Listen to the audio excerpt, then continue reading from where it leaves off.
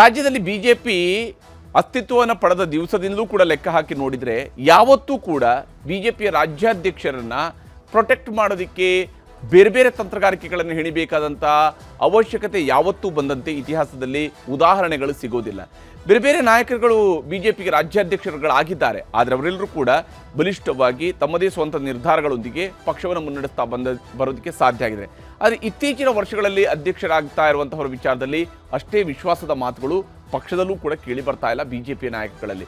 ಈಗ ಹಾಲಿ ಅಧ್ಯಕ್ಷರಾಗಿರ್ತಕ್ಕಂತಹ ವಿಜೇಂದ್ರ ಅವರು ಅಧ್ಯಕ್ಷರಾದಂತಹ ಸಂದರ್ಭದಲ್ಲಿ ಒಬ್ಬ ಬಲಿಷ್ಠ ನಾಯಕ ಸಿಕ್ಕಿದ್ದಾನೆ ಅಂತೇಳಿ ವಿಶ್ವಾಸ ಇತ್ತು. ಆದರೆ ಈಗ ಆ ಬಲಿಷ್ಠ ನಾಯಕನಿಗೂ ಕೂಡ ಅಪ್ಪನ ಆಸರೆಯ ಅಗತ್ಯತೆ ಬಿದ್ದಿದೆಯಾ ಅನ್ನುವಂಥ ಅನುಮಾನ ಮೂಡ್ತಾ ಇದೆ. ಬಣಗಳ ಬಡಿದಾಟದ ಮಧ್ಯೆಯೇ ಒಗ್ಗಟ್ಟಿನ ಮಂತ್ರವನ್ನು ಪಠಿಸುವಂತಹ ಕೆಲಸವನ್ನ ಬಿಜೆಪಿ ನಾಯಕರುಗಳು ಮಾಡ್ತಾ ಇದ್ದಾರೆ. ಬಣಗಳ ನಡುವೆ ಬಡಿದಾಟ ನಡೀತಾ ಇದೆ, ಇದರ ನಡುವೆ ಒಗ್ಗಟ್ಟಿನ ಮಂತ್ರವನ್ನು ಪಠಿಸುವಂತಹ ಪ್ರಯತ್ನವನ್ನು ಮಾಡ್ತಾ ಇದ್ದಾರೆ.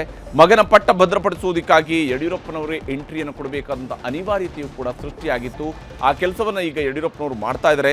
ವಿಶೇಷ ಸಭೆ, ಲಂಚ್ ಮೀಟಿಂಗ್ ಮೂಲಕವಾಗಿ ಯಡಿಯೂರಪ್ಪನವರ ಆಟ ನಡೀತಾ ಇದೆ. ಅದು ಈಗ ಶುರುವಾಗಿರುವಂಥದ್ದು. ಯಾಕೆಂದರೆ ಪಕ್ಷದಲ್ಲಿ ಹೇಗೆ ಹಿಡಿತವನ್ನು ಸಾಧಿಸಬೇಕು, ತಾನು ಹೇಗೆ ಹಿಡಿತವನ್ನು ಸಾಧಿಸಿದ್ದೆ, ನನ್ನ ಮಗನಿಗೂ ಕೂಡ ಅದೇ ರೀತಿಯಲ್ಲಿ ಹಿಡಿತ ಸಾಧಿಸಬೇಕು ಅನ್ನೋಂಥ ಆಸೆ ಅಪ್ಪನಾಗಿ ಅವ್ರಿಗೂ ಕೂಡ ಇರ್ಬೋದು.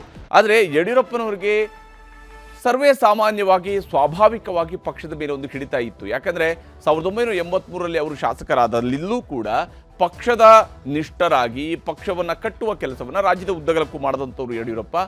ಆ ಹಿರಿತನ ಅವರಲ್ಲಿತ್ತು. ಆದರೆ ಅವರ ಪುತ್ರನ ವಿಚಾರಕ್ಕೆ ಬಂದಾಗ ಅವರ ಪುತ್ರನ ವಯಸ್ಸು ಮತ್ತು ಆ ವಯಸ್ಸಿನ ಕಾರಣಕ್ಕೆ ಅವರೇನಾದರೂ ನಾಳೆ ದಿನ ಮುಖ್ಯಮಂತ್ರಿಗಳಾಗೋಗ್ಬಿಟ್ರೆ ನಮ್ಮ ಕತೆ ಏನಪ್ಪ ಅಂತ ಹೇಳುವಂತಹ ನಿಟ್ಟಿನಲ್ಲಿ ಹಿಂದೆ ಇರುವಂತಹ ನಾಯಕರುಗಳಲ್ಲೇ ಇರುವಂತಹ ಗೊಂದಲ, ಈ ಎಲ್ಲ ವಿಚಾರಗಳು ಕೂಡ ಅನೇಕ ರೀತಿಯಂಥ ಅಡೆತಡೆಗಳನ್ನು ಅಡಚಣೆಗಳನ್ನು ಸೃಷ್ಟಿ ಮಾಡ್ತಾ ಇರೋಂಥದ್ದು ಸ್ಪಷ್ಟವಾಗಿ ಗೋಚರಿಸ್ತಾ ಇದೆ.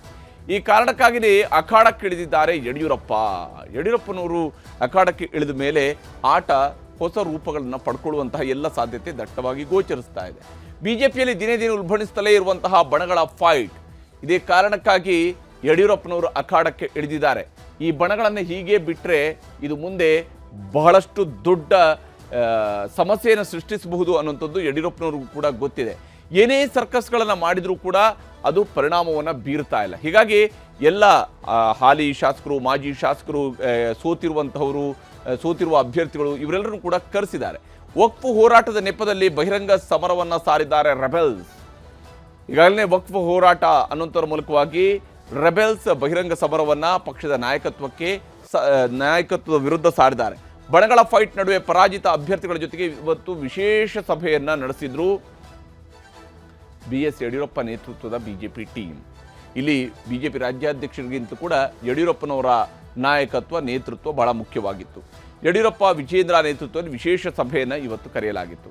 ಈ ವಿಶೇಷ ಸಭೆಯ ಮೂಲಕವಾಗಿ ಪಕ್ಷ ಮುಂದೆ ಹೇಗೆ ಸಂಘಟಿತವಾಗಬೇಕು ಅನ್ನುವಂಥ ನಿಟ್ಟಿನಲ್ಲಿ ಮಾತುಕತೆಗಳನ್ನು ನಡೆಸಲಾಗಿದೆ. ಅದರಲ್ಲೂ ಕೂಡ ಮಾಜಿ ಸಚಿವರು, ಮಾಜಿ ಶಾಸಕರು, ಮಾಜಿ ಸಂಸದರುಗಳು ಇವತ್ತು ಭಾಗಿಯಾಗಿದ್ದರು. ಇವತ್ತಿನ ಸಭೆಯಲ್ಲಿ, ಈ ಮಹತ್ವದ ಸಭೆಯಲ್ಲಿ ಸೋತಂತಹ ಅಭ್ಯರ್ಥಿಗಳು ಕೂಡ ವಿಶೇಷವಾಗಿ ಬಂದು ಹಾಜರಾಗಿದ್ದರು. ಅವರೆಲ್ಲರ ಜೊತೆಗೂ ಕೂಡ ವಿಶೇಷ ಸಭೆಯಿಂದಲೂ ಕೂಡ ದೂರ ಉಳಿದಿದೆ ಯತ್ನಾಳ್ ನೇತೃತ್ವದ ಬಣ. ಒಂದಿಷ್ಟು ಮಂದಿ ಮಾಜಿ ಶಾಸಕರುಗಳು, ಹಾಲಿ ಶಾಸಕರುಗಳು, ಮಾಜಿ ಸಂಸದರು ಇವರು ಯತ್ನಾಳ್ರ ಬಣದಲ್ಲೂ ಇದ್ದಾರೆ. ಆ ಯತ್ನಾಳ್ ಬಣದಲ್ಲಿರುವಂತಹ ಮಾಜಿಗಳು ಅಥವಾ ಹಾಲಿಗಳು ಅವ್ರು ಯಾರು ಕೂಡ ಇವತ್ತು ವಿಜೇಂದ್ರ ಅವರು ಕರೆದಿರುವಂತಹ ಯಡಿಯೂರಪ್ಪ ನೇತೃತ್ವದ ಸಭೆಗೆ ಬಂದಿರಲಿಲ್ಲ ಅಂತ ಹೇಳಿ ವಿಶೇಷ ಸಭೆಯಿಂದಲೂ ಕೂಡ ದೂರ ಉಳಿದಿರುವಂಥದ್ದು ಯತ್ನಾಳ್ ನೇತೃತ್ವದ ಬಣ. ಇದೇ ಕಾರಣಕ್ಕಾಗಿ ಇಲ್ಲಿ ಈಗ ಅಪ್ಪ ಅಖಾಡಕ್ಕೆ ಇಳಿದ ನಂತರ ಆಸರೆ ಹೇಗೆ ಸಿಗುತ್ತೆ ಅನ್ನುವಂಥದ್ದು ಬಹಳ ಮುಖ್ಯವಾಗಿರುವಂತಹ ಕುತೂಹಲ. ವಿಜೇಂದ್ರ ಪರವಾಗಿಯೇ ಸಭೆಯಲ್ಲಿ ಮಾತನಾಡಿದ್ದಾರೆ BS ಯಡಿಯೂರಪ್ಪ. ಪಕ್ಷದ ರಾಜ್ಯಾಧ್ಯಕ್ಷರ ಪರವಾಗಿ ಮಾತನಾಡುವಂಥದ್ದು ಪಕ್ಷದ ನಾಯಕನಾಗಿ ಅವರ ಧರ್ಮ. ಹೀಗಾಗಿ ಪಕ್ಷದ ಅಧ್ಯಕ್ಷರ ಪರವಾಗಿ ಅವರು ಮಾತನಾಡಿದ್ದಾರೆ, ಅಂದರೆ ತನ್ನ ಪುತ್ರನ ಪರವಾಗಿ ಮಾತನಾಡಿದ್ದಾರೆ. ಪಕ್ಷ ವಿರೋಧಿ ಚಟುವಟಿಕೆ ಮಾಡ್ತಾ ಇರುವವರ ವಿರುದ್ಧ ಕ್ರಮದ ಭರವಸೆಯನ್ನು ಯಡಿಯೂರಪ್ಪನವರು ಕೂಡ ಕೊಟ್ಟಿದ್ದಾರೆ. ನಾವು ನಮ್ಮ ಕೆಲಸ ಮಾಡ್ತಾ ಹೋಗಬೇಕು, ಮೇಲ್ನವರು ಮಾಡಬೇಕಾದ ಕೆಲಸವನ್ನು ಮೇಲ್ನವರು ಮಾಡ್ತಾರೆ ಅಂತ. ಇಲ್ಲಿ ಪಕ್ಷ ವಿರೋಧಿ ಚಟುವಟಿಕೆಯನ್ನು ಮಾಡ್ತಾ ಇರುವವರ ವಿರುದ್ಧ ಕ್ರಮದ ಭರವಸೆಯನ್ನು ಕೊಟ್ಟಿದ್ದಾರೆ. ಅದು ಯಾವ ಸ್ವರೂಪದಲ್ಲಿ ಅನ್ನೋದನ್ನು ಕೂಡ ನಿಮಗೆ ವಿವರಿಸ್ತೀನಿ. ಬಹಳ ಮುಖ್ಯವಾಗಿ ಪ್ರತ್ಯೇಕ ವಕ್ಫ್ ಹೋರಾಟ ಮಾಡ್ತಾ ಇರುವವರ ವಿರುದ್ಧವೂ ಕೂಡ ಕ್ರಮ ಆಗುತ್ತೆ ಅನ್ನುವಂತಹ ವಿಶ್ವಾಸವನ್ನು ಯಡಿಯೂರಪ್ಪನವರು ತನ್ನ ಪಕ್ಷದ ನಾಯಕರ ಮುಂದೆ ಹೇಳಿಕೊಂಡಿದ್ದಾರೆ. ಹೈಕಮಾಂಡ್ನಿಂದ ರೆಬೆಲ್ಸ್ ವಿರುದ್ಧ ಕ್ರಮದ ಭರವಸೆಯನ್ನು ಯಡಿಯೂರಪ್ಪನವರು ನೀಡಿದ್ದಾರೆ. ಹೈಕಮಾಂಡ್ನವರೇ ಕ್ರಮವನ್ನು ಕೈಗೊಳ್ತಾರೆ, ನಾವಲ್ಲ, ಹೈಕಮಾಂಡ್ ಇದಕ್ಕಿದೆ ಅನ್ನುವಂಥದ್ದನ್ನು ಯಡಿಯೂರಪ್ಪನವರು ಹೇಳ್ತಾ ಇರುವಂಥದ್ದು. ಸಂಘಟನೆ ಬಲಪಡಿಸೋದಕ್ಕೆ ನೀವು ಕರೆದ ಕಡೆಗಳಿಗೆ ನಾನು ಬರ್ತೇನೆ ಅಂತ ಹೇಳಿ, ನೀವು ಎಲ್ಲಿ ಕರೀತೀರೋ ಅಲ್ಲಿಗೆ ನಾನು ಬರ್ತೀನಿ ಅಂತ ಹೇಳ್ಕೊಂಡು ಯಡಿಯೂರಪ್ಪನವರು ಟೈಮ್ ಕೊಡ್ತಿದ್ದಾರೆ. ಪಕ್ಷದ ರಾಜ್ಯಾಧ್ಯಕ್ಷರು ಆ ಕೆಲಸವನ್ನು ಮಾಡಬೇಕಾಗಿರೋದು, ನೀವು ಎಲ್ಲಿ ಕರ್ತೀರೋ ಅಲ್ಲಿ ಬರ್ತೀನಿ ಅಂತ ಹೇಳೋದಕ್ಕೆ ಪಕ್ಷದ ರಾಜ್ಯಾಧ್ಯಕ್ಷರು ಇರ್ತಾರೆ, ಅದಕ್ಕಾಗಿಯೇ ಪಕ್ಷದ ರಾಜ್ಯಾಧ್ಯಕ್ಷರು ನೇಮಕ ಮಾಡಿರ್ತಾರೆ. ಆದರೆ ಯಡಿಯೂರಪ್ಪನವರ ಅನಿವಾರ್ಯತೆ ನೋಡಿ ನಾನೇ ಬರ್ತೀನಿ ಅಂತ ಹೇಳ್ತಾ ಇದ್ದಾರೆ. ಪಕ್ಷದ ರಾಜ್ಯಾಧ್ಯಕ್ಷರು ಹೋಗ್ತಾರೆ ಇಲ್ಲೋ ಗೊತ್ತಿಲ್ಲ, ಆದರೆ ನಾನು ಬರ್ತೀನಿ. ವಾರದಲ್ಲಿ 2 ದಿನಗಳ ಕಾಲ ಕ್ಷೇತ್ರಗಳಲ್ಲಿ ಜನ ಸೇರಿಸಿ ಸಭೆಯನ್ನು ಮಾಡಿ ಅನ್ನುವಂತಹ ಸಲಹೆಯನ್ನು ಕೂಡ ಕೊಟ್ಟಿದ್ದಾರೆ. ನಿಮ್ಮ ಕ್ಷೇತ್ರಗಳಲ್ಲಿ 2 ದಿವಸ ಸಭೆ ಸೇರಿಸಿ, ಜನರನ್ನು ಮಾತನಾಡಿಸಿ, ಜನರ ಜೊತೆಗೆ ಬೆರೀರಿ, ಅವರನ್ನು ಸಂಘಟನೆ ಮಾಡಿ ಅನ್ನುವಂಥದ್ದನ್ನು ಹೇಳಿದ್ದಾರೆ.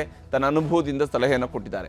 ಕಾರ್ಯಕರ್ತರ ಸಲಹೆಯನ್ನು ಪಡೆದು ಪಕ್ಷವನ್ನು ಬಲವರ್ಧನೆಗೊಳಿಸೋಣ, ಅದಕ್ಕೆ ನಾನು ಕೂಡ ನಿಮ್ಮ ಜೊತೆಗೆ ಇರ್ತೀನಿ, ನಿಮ್ಮ ಕ್ಷೇತ್ರಗಳಿಗೆ ನೀವು ಕರೆದಾಗ ನಾನು ಅಲ್ಲಿಗೂ ಕೂಡ ಬರೋದಕ್ಕೆ ರೆಡಿ ಇದ್ದೀನಿ, ಎಲ್ಲರೂ ಕೂಡ ಸೇರಿಕೊಂಡು ಪಕ್ಷದ ಕಾರ್ಯಕರ್ತರ ಸಲಹೆಗಳನ್ನು ಪಡ್ಕೊಂಡು ನಾವು ಪಕ್ಷವನ್ನು ಬಲವರ್ಧನೆ ಮಾಡಿಕೊಂಡು ಹೋಗೋಣ ಅನ್ನುವಂಥದ್ದನ್ನು ಹೇಳಿದ್ದಾರೆ. ಯಾರೋ ಒಂದಿಬ್ಬರು ನಮ್ಮ ಬಗ್ಗೆ ಹಗುರವಾಗಿ ಮಾತನಾಡ್ತಾರೆ, ಯಾರೋ ಒಂದಿಬ್ಬರು ನಮ್ಮ ಬಗ್ಗೆ ಹಗುರವಾಗಿ ಮಾತನಾಡ್ತಿದ್ದಾರೆ ಅಂತ ಹೇಳ್ತಿದ್ದಾರೆ. ಈ ಹಗುರ ಮಾತುಗಾರರು ಯಾರು ಅನ್ನುವಂಥದ್ದು ರಾಜ್ಯಕ್ಕೆ ಗೊತ್ತಿರುವಂತಹ ಸಂಗತಿ. ಆ ಹಗುರ ಮಾತುಗಾರರ ಬಗ್ಗೆಯೂ ಕೂಡ ಅವರು ಇಲ್ಲಿ ಪ್ರಸ್ತಾಪ ಮಾಡಿದ್ದಾರೆ. ಅವರ ಬಗ್ಗೆ ನಾವು ತಲೆ ಕೆಡಿಸ್ಕೊಳ್ಳುವಂಥ ಅಗತ್ಯ ಇಲ್ಲ ಅಂತೇಳಿ, ಯಾಕಂದರೆ ಅವರು ಮಾತಾಡದೆ ಹಗುರ ಮಾತಾಗಿರುವಾಗ ತಲೆ ಕೆಡಿಸ್ಕೊಳ್ಳುವಂಥ ಅವಶ್ಯಕತೆ ಏನಿರುತ್ತೆ ಹೇಳಿ. ಹಾಗಾಗಿ ಅವರು ಹಗುರ ಮಾತನಾಡುವಂಥವ್ರ ಬಗ್ಗೆ ತಲೆ ಕೆಡಿಸ್ಕೊಳ್ಳುವಂಥ ಅಗತ್ಯ ಇಲ್ಲ ಅನ್ನೋದು ಯಡಿಯೂರಪ್ಪನವರ ನಿರ್ಧಾರ. ಕೇಂದ್ರದವರು ಕಣ್ಮುಚ್ಚಿ ಕೂತಿದ್ದಾರೆಂದು ನಾವು ಭಾವಿಸುವಂತಹ ಅಗತ್ಯ ಇಲ್ಲ. ಕೇಂದ್ರದವರು ಕಣ್ಮುಚ್ಚಿ ಕುಳ್ಕೊಂಡಿದ್ದಾರೆ ಅಂತ ನಾವು ಭಾವಿಸಬೇಕಾದ ಅಗತ್ಯತೆಯೂ ಕೂಡ ಇಲ್ಲ ಅಂತ ಯಡಿಯೂರಪ್ಪನವರು ಹೇಳಿದ್ದಾರೆ. ಸೂಕ್ತ ಸಂದರ್ಭದಲ್ಲಿ ಏನು ಕ್ರಮ ಮಾಡಬೇಕೋ ಅದು ಆಗತ್ತೆ, ಕೇಂದ್ರದವರು ನೋಡ್ಕೊಳ್ತಾರೆ ಅಂತ. ನಾವು ನಮ್ಮ ಕೆಲಸವನ್ನು ಮಾಡ್ಕೊಂಡು ಹೋದರೆ ಕೇಂದ್ರದವರು ಅವ್ರ ಕೆಲಸವನ್ನು ಮಾಡ್ಕೊಂಡು ಹೋಗ್ತಾರೆ ಅನ್ನೋಂಥ ವಿಶ್ವಾಸದಲ್ಲಿ ಯಡಿಯೂರಪ್ಪನವರಿದ್ದಾರೆ. ಸೂಕ್ತ ಕ್ರಮ ಕೈಗೊಳ್ಳಲು ಅಮಿತ್ ಶಾ ಹಾಗೂ ಮೋದಿ ಸಿದ್ಧರಾಗಿದ್ದಾರೆ ಅನ್ನುವಂಥದ್ದನ್ನು ಅವರ ಪರವಾಗಿ ಯಡಿಯೂರಪ್ಪನವರೇ ಹೇಳಿದ್ದಾರೆ. ಅವ್ರು ಏನು ಕ್ರಮ ಕೈಗೊಳ್ತಾರೋ ಗೊತ್ತಿಲ್ಲ, ಆದರೆ ಯಡಿಯೂರಪ್ಪನವ್ರು ವಿಶ್ವಾಸ ಇಟ್ಕೊಂಡಿದ್ದಾರೆ, ಕ್ರಮ ಅಂತೂ ಆಗುತ್ತೆ ಅಂತ ಹೇಳೋದು ವಿಶ್ವಾಸವನ್ನು ಇಟ್ಕೊಂಡಿದ್ದಾರೆ. ರಾಷ್ಟ್ರೀಯ ನಾಯಕರ ಮೇಲೆ ನಿಮಗೆ ಯಾವುದೇ ರೀತಿಯಾದಂತಹ ಸಂಶಯ ಬೇಡ ಅಂತೇಳಿ ತನ್ನ ಪಕ್ಷದ ನಾಯಕರುಗಳಿಗೆ ಮನವರಿಕೆ ಮಾಡಿಕೊಡುವಂತಹ ಪ್ರಯತ್ನ ಮಾಡ್ತಿದ್ದಾರೆ. ಯಾಕೆಂದರೆ ಇಂಥದ್ದೊಂದು ಮನವರಿಕೆ ಮಾಡಿಕೊಡ್ಬೇಕಂತ ಅನಿವಾರ್ಯತೆ ಯಡಿಯೂರಪ್ಪನಂತವ್ರಿಗೂ ಕೂಡ ಸೃಷ್ಟಿಯಾಗಿದೆ. ಯಾಕೆಂದರೆ ಯಡಿಯೂರಪ್ಪನವರು ರಾಜ್ಯಾಧ್ಯಕ್ಷರಾಗಿದ್ದಂತಹ ಸಂದರ್ಭಗಳಲ್ಲಿ ಯಾರೂ ಕೂಡ ಈ ರೀತಿಯಾಗಿ ರೆಬೆಲ್ಗಳು ಇಷ್ಟು ದೊಡ್ಡ ಮಟ್ಟದಲ್ಲಿ ಅದನ್ನು ಮುಂದುವರಿಸ್ಕೊಂಡು ಹೋಗ್ತೀವಿ ಅನ್ನೋ ಸ್ಥಿತಿಯಲ್ಲಿರಲಿಲ್ಲ. ಯಡಿಯೂರಪ್ಪನವರು ಅಧಿಕಾರದಲ್ಲಿದ್ದಾಗ ಇರ್ತಿದ್ರು, ಆದರೆ ರಾಜ್ಯಾಧ್ಯಕ್ಷರಿದ್ದಾಗ ಎಲ್ಲರೂ ಕೂಡ ಜೊತೆ ಕೂಡಿ ಕೆಲಸ ಮಾಡಿದಂಥದ್ದು ಕೂಡ ನಡೆದಿತ್ತು. ಹೀಗಾಗಿ ಈಗ ಅಮಿತ್ ಶಾ ಮೋದಿಯವರು ಕ್ರಮ ಕೈಗೊಳ್ಳೋದಕ್ಕೆ ಸಿದ್ಧರಿದ್ದಾರೆ ಅಂತ ಹೇಳ್ಕೊಂಡು ತಮ್ಮ ಪಕ್ಷದ ನಾಯಕರುಗಳಿಗೆ ಹೇಳಬೇಕಂತ ಅನಿವಾರ್ಯತೆಯಲ್ಲೂ ಕೂಡ ಯಡಿಯೂರಪ್ಪನವರಿದ್ದರು ಆ ಕೆಲಸವನ್ನು ಮಾಡಿದ್ದಾರೆ. ಬಿಜೆಪಿ ನಾಯಕರು ಅದರಲ್ಲೂ ವಿಶೇಷವಾಗಿ ಯಡಿಯೂರಪ್ಪನವರು ಏನು ಹೇಳಿದ್ದಾರೆ ಅನ್ನೋದು ನಿಮಗೆ ತೋರಿಸ್ತೀವಿ. ರಾಜ್ಯ ಅಧ್ಯಕ್ಷ ವಿಜೇಂದ್ರ ಅವರ ನೇತೃತ್ವದಲ್ಲಿ ನಿನ್ನೆ ಇವತ್ತು ಬಹಳ ಒಳ್ಳೆಯ ಒಂದು ಕಾರ್ಯಕ್ರಮ ಆಗಿದೆ.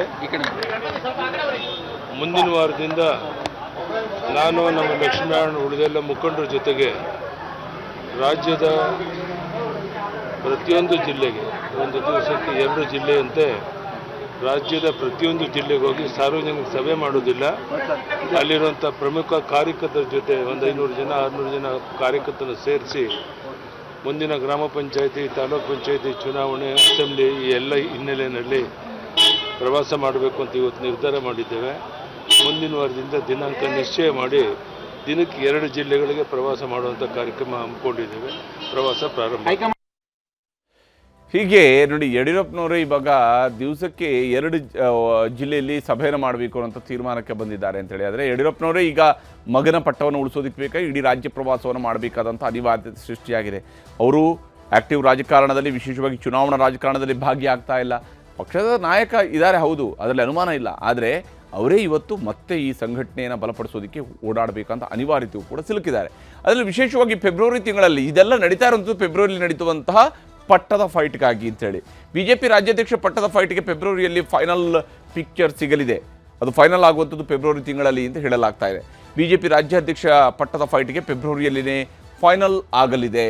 ಫೆಬ್ರವರಿಯಲ್ಲಿ ವಿಜೇಂದ್ರ ಪಟ್ಟ ಮುಂದುವರಿಕೆಗೆ ಮುದ್ರೆ ಬೀಳುವಂತಹ ಸಾಧ್ಯತೆ ಇದೆ ಪಕ್ಷದ ಹೈಕಮಾಂಡ್ನಿಂದಲೂ ಕೂಡ. ಮುಂದಿನ ವಾರ ಬೆಂಗಳೂರಿಗೆ ಶಿವರಾಜ್ ಸಿಂಗ್ ಚೌಹಾಣ್ ಅವರು ಕೂಡ ಬರ್ತಾರೆ. ಅವರಿಗೆ ಬಹಳ ದೊಡ್ಡ ಟಾಸ್ಕನ್ನು ಕರ್ನಾಟಕದ ಬಿಜೆಪಿಯ ವಿಚಾರದಲ್ಲಿ ನೀಡಲಾಗಿದೆ. ಕೇಂದ್ರ ಸಚಿವರಾಗಿರುವಂತಹ ಶಿವರಾಜ್ ಸಿಂಗ್ ಚೌಹಾಣ್ ಅವರಿಗೆ ನೀಡಲಾಗಿದೆ. ಚೌಹಾಣ್ಗೆ ರಾಜ್ಯ ಬಿಜೆಪಿ ರಾಜ್ಯಾಧ್ಯಕ್ಷರ ಆಯ್ಕೆಯ ಹೊಣೆಯನ್ನು ನೀಡಲಾಗಿದೆ. ಹಾಗೆಂದರೆ ಈಗ ರಾಜ್ಯಾಧ್ಯಕ್ಷರು ಇಲ್ಲ ಅಂತೇಳಿ ಅಲ್ಲ, ಇದ್ದಾರೆ, ಆದರೆ ಅವರನ್ನು ನೇಮಕ ಮಾಡಿರ್ತಕ್ಕಂಥದ್ದು, ಆಯ್ಕೆ ಮಾಡುವಂಥದ್ದು ಈಗ ಪ್ರಕ್ರಿಯೆ ನಡೆಯುತ್ತೆ. ಅಂದರೆ ಅದು ಒಂದು ಚುನಾವಣೆ ಅನ್ನುವಂಥದ್ದರ ಮಾದರಿಯೂ ಕೂಡ ಇದರಲ್ಲಿರುತ್ತೆ. ಅದನ್ನು ಸಂಘಟನಾತ್ಮಕವಾಗಿ ಪಕ್ಷಗಳು ಮಾಡ್ತವೆ. ನಾಯಕರ ಅಭಿಪ್ರಾಯವನ್ನು ಸಂಗ್ರಹ ಮಾಡಿ ನಂತರ ಚೌಹಾಣ್ ಅವರು ಯಾರನ್ನ ನಾಯಕರನ್ನಾಗಿ ಮುಂದುವರಿಸಬೇಕು, ಅಧ್ಯಕ್ಷರನ್ನಾಗಿ ಮುಂದುವರಿಸಬೇಕು ಅನ್ನೋಂತಹ ವಿಚಾರದ ಬಗ್ಗೆ ತೀರ್ಮಾನವನ್ನು ಕೈಗೊಳ್ತಾರೆ. ವಿಶೇಷವಾಗಿ ಇಲ್ಲಿ ಈ ವಿಚಾರಕ್ಕೆ ಸಂಬಂಧಪಟ್ಟಂತೆ ಚೌಹಾಣ್ ಸಮ್ಮುಖದಲ್ಲಿ ವಿಜೇಂದ್ರ ಬೆಂಬಲಿಸುವಂಥದ್ದಕ್ಕೆ ಬೇಕಾದಂಥ ತಂತ್ರಗಾರಿಕೆಯನ್ನು ರೂಪಿಸುವಂಥ ಕೆಲಸವನ್ನು ಈ ವಿಶೇಷ ಸಭೆಯ ಮೂಲಕವಾಗಿ ಮಾಡಲಾಗಿದೆ ಅನ್ನುವಂಥದ್ದು BJPಯಿಂದ ಸಿಗ್ತಾ ಇರುವಂತಹ ಮಾಹಿತಿ. ಹೀಗಾಗಿ ಈ ವಿಶೇಷ ಸಭೆ ಇದಕ್ಕಾಗಿ ಮಹತ್ವವನ್ನು ಪಡ್ಕೊಂಡಿದೆ. ನಾಯಕರ ವಿಶ್ವಾಸ ಗಳಿಸಲು ಮುಂದಾಗಿದ್ದಾರೆ BS ಯಡಿಯೂರಪ್ಪ. ಅವರು ಇವಾಗ ಎಲ್ಲ ನಾಯಕರುಗಳ ವಿಶ್ವಾಸವನ್ನು ಗಳಿಸ್ಕೊಳ್ಳೋದಕ್ಕೆ ಬೇಕಾದಂಥ ಪ್ರಯತ್ನವನ್ನು ಮುಂದುವರಿಸಿದರೆ ಅದು ತನ್ನ ಮಗನ ಪರವಾಗಿಯೂ ಕೂಡ ವ್ಯಕ್ತವಾಗಬೇಕು ಅಂತೇಳಿ ನೋಡ್ಕೊಳ್ತಾ ಇದ್ದಾರೆ. ಹೀಗೆ ಇಲ್ಲಿ ಬಹಳಷ್ಟು ವಿಚಾರಗಳು BJP ಒಳಗಡೆ ನಡೀತಾ ಇರುವಂಥದ್ದು. ಇದರ ಬಗ್ಗೆ BJP ರಾಜ್ಯಾಧ್ಯಕ್ಷರು ಏನು ಹೇಳಿದ್ದಾರೆ ಅನ್ನೋದು ನಿಮಗೆ ತೋರಿಸ್ತೀನಿ. ಯಾವುದೇ ರೀತಿಯ ಬಲ ಪ್ರದರ್ಶನ ಆಗಲಿ, ಯಾರನ್ನೋ ಪಕ್ಷದಿಂದ ಉಚ್ಚಾಟನೆ ಮಾಡಬೇಕು ಈ ವಿಚಾರ ಆಗಲಿ, ಇದ್ಯಾವುದು ಕೂಡ ಈ ವಿಚಾರನ ಇಟ್ಕೊಂಡು ಸಭೆ ಸೇರಿರ್ತಕ್ಕಂಥದ್ದಲ್ಲ. ಪಕ್ಷವನ್ನು ಹೇಗೆ ಸರಿಪಡಿಸಬೇಕು ಅನ್ನುವ ಕರ್ತವ್ಯ ರಾಜ್ಯದ ಅಧ್ಯಕ್ಷನಾಗಿ ನಂದು ಕೂಡ ಇದೆ. ಪಕ್ಷದ ಹಿರಿಯರು ವರಿಷ್ಠರು ಕೂಡ ಇದ್ರ ಬಗ್ಗೆ ನಮಗೆ ಮಾರ್ಗದರ್ಶನ ನೀಡುತ್ತಾರೆ. ಆದರೆ ಇವತ್ತಿನ ಸಭೆ ಇವೆಲ್ಲವನ್ನು ಕೂಡ ಬದಿಗಿಟ್ಟು ಪಕ್ಷವನ್ನು ಬಲಪಡಿಸ್ತಕ್ಕಂಥ ನಿಟ್ಟಿನಲ್ಲಿ ಎಲ್ಲರನ್ನೂ ಕೂಡ ಜೊತೆಲಿ ತೆಗೆದುಕೊಂಡು ಹೋಗಬೇಕು, ಈ ನಿಟ್ಟಿನಲ್ಲಿ ಸಭೆಯನ್ನು ನಾವು ಮಾಡಿದ್ದೇವೆ. ಹೀಗೆ ಪಕ್ಷವನ್ನು ಬಲಪಡಿಸುವಂತಹ ನಿಟ್ಟಿನಲ್ಲಿ ಸಭೆಯನ್ನು ನಡೆಸಲಾಗ್ತಾ ಇದೆ. BJP ರಾಜ್ಯಾಧ್ಯಕ್ಷರಾಗಿ 1 ವರ್ಷ ಕಳೆದಿದೆ. ಇನ್ನೂ ಕೂಡ ಪಕ್ಷವನ್ನು ಬಲಪಡಿಸುವಂತಹ ನಿಟ್ಟಿನಲ್ಲಿ ಸಭೆಗಳನ್ನು ಮಾಡ್ತಾ ಕೂರಬೇಕಂತ ಅನಿವಾರ್ಯತೆಯಲ್ಲಿ ವಿಜೇಂದ್ರ ಅವರು ಯಾಕೆ ಬಂದು ನಿಂತಿದ್ದಾರೆ ಗೊತ್ತಿಲ್ಲ. ವಿಶೇಷವಾಗಿ ಪಕ್ಷದಲ್ಲಿ ಆಂತರಿಕವಾದಂತಹ ಭಿನ್ನಮತಗಳು ಇರುವಂಥದ್ದು ಸ್ಪಷ್ಟವಾಗಿ ಜಗಜ್ಜಾಹೀರಾಗಿರುವಂತಹ ಸಂದರ್ಭದಲ್ಲಿನೇ ಎಲ್ಲರನ್ನ ಸಂಘಟಿತವಾಗಿ ತೆಗೆದುಕೊಂಡು ಹೋಗಬೇಕಾದಂಥ ಸವಾಲು BY ವಿಜೇಂದ್ರ ಅವರ ಮುಂದೆ ಇದೆ. ಆದರೆ ಇದರಲ್ಲಿ ಯಡಿಯೂರಪ್ಪನವರು ಈಗ ಮುಂದೆ ನಿಂತ್ಕೊಂಡು ಮಗನಿಗೆ ಆಸರೆಯಾಗಿ ನಿಂತ್ಕೊಂಡು ಎದುರುಗಡೆ ಬಂದಿರುವಂತಹ ವಿಘ್ನಗಳನ್ನು ದೂರ ಮಾಡುವಂತಹ ಪ್ರಯತ್ನವನ್ನು ಮಾಡೋದಕ್ಕೆ ಮುಂದಾಗಿದ್ದಾರೆ.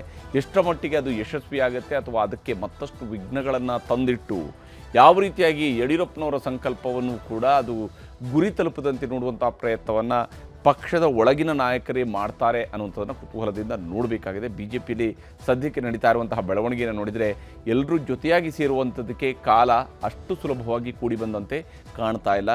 ಶಿವರಾಜ್ ಸಿಂಗ್ ಚೌಹಾಣ್ ಅವರು ಬಂದ ನಂತರ ಬಹುಶಃ ಎಲ್ಲರನ್ನೂ ಕೂಡ ಸರಿಪಡಿಸ್ತಾರಾ ಅನ್ನುವ ಕುತೂಹಲ ಇದ್ದೇ ಇರುವಂಥದ್ದು.